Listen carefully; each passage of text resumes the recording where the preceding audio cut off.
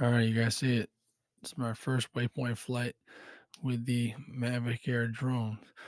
So this is a normal running route that I like to take. It's a short little loop, about 1.7 miles. So leave the house, run down the street towards the beach here. This is probably about 400 meters. It's not too much traffic because of this COVID-ness that's going on nowadays. Um, What's nice about that is crossing this road here, is usually a lot of traffic and gotta kinda play Frogger with the cars, so when I'm running, I normally don't like to stop, and I try and time it perfectly. I have to sprint across in order not to have to stop. That's usually what I do.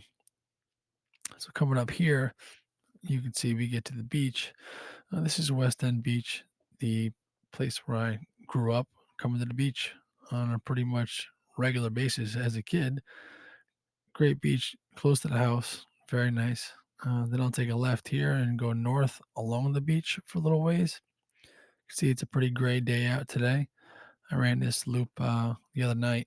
There was absolutely nobody out here because they've actually closed the boardwalk due to COVID and to maintain the social distancing that they are asking people to follow. So they've closed the boardwalk. They've closed the promenade as well. I'm not sure if you would think the street is a promenade, but that's not necessarily closed. There's no tape across it like there is the boardwalk. So running north here, um, always a nice view. Always nice to hear the waves crashing while you're running. The normal wind comes out of the south, um, but then sometimes it'll shift and come out of the north. So if you're running, it's nice to catch it either at your back when you're starting, or if you do go up and down the boardwalk, to have it at your back when you finish. Biking, especially whenever I go for a bike ride, I like to maintain, the wind at my back at some point in my ride if I am going north to south, because it makes one part of the journey a little easier. So now I'm going to make a left onto South Bath Avenue here and go back inland west, crossing that 4-lane road, Ocean Avenue again. And this is, again, usually a Frogger type situation. So I like to try and make sure that I'm not getting hit by a car while I'm running. So I time it as best I can to avoid that. So once we get here, it's a nice, easy run, pretty much flat throughout, crossing 2nd Avenue here. And then we will merge South and North Bath together to make Bath Avenue. We'll continue west along Bath Avenue. And as we continue west, we'll come to our almost final turn up ahead here, which is going to be Sayers Avenue. So the next left here coming up is going to be Sayers Avenue. And I'll turn left here, go south on Sayers for the final straightaway in this little jaunt that I like to do. So I'll make that turn left. You'll notice here the camera will pan. You'll see the Low Branch Middle School and the fields there, and then the high school in the background, and then all the fields that the high school has. So we go south on Sayers Avenue. Again, nice straight road, pretty much flat.